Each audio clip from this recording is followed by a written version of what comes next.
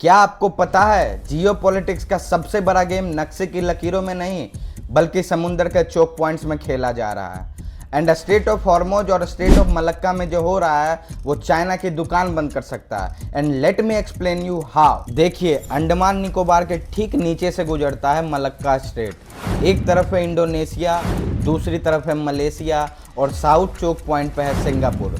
China का 80% trade इसी रास्ते पे डिपेंडेंट है। चाइना का ऑयल हो या उसकी फैक्ट्री से निकला हुआ कोई भी मटेरियल, सब इसी रास्ते से गुजरता है। मतलब सीधा है कि अगर ये रास्ता ब्लॉक हुआ तो चाइना की इकोनॉमी एक झटके में फ्रीज हो जाएगी। चाइना बहुत पहले से इंडोनेशिया के माइंस और एनर्जी सेक्टर में अपना इन्वेस्टमेंट करता आ रहा है ताकि वहाँ पे अपनी सॉफ्ट पावर बनाए रखे।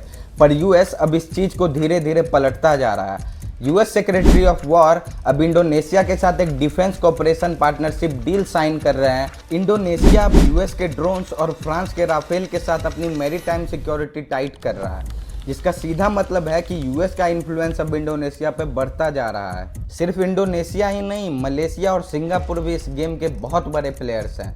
मलेशिया डील भले ही सबसे करता हो, लेकिन साउथ चाइना सी की वजह से उसकी चाइना से बनती नहीं है। एंड सिंगापुर तो पूरा यूएस के साथ अलाइंड है। जैसे यूएई वगैरह का डिफेंस यूएस संभालता है, वैसे सिंगापुर का डिफेंस भी यूएस ही संभालता है। एंड अब अगर इसमें ग्रेटर निकोबार प्रोजेक्ट रेडी हो गया तो चाइना चारों तरफ से घिर जाएगा। अभी हाल ही में जब स्ट्रेट ऑफ हॉर्मोज में यूएस ने ब्लॉकेड लगाया तो चाइना का तुरंत मैसेज आया कि हमारे वेसल्स को टच मत करना, हमारा ईरान के साथ एनर्जी एग्रीमेंट्स है और वो इंटरनेशनल लॉ के हिसाब से वैलिड है।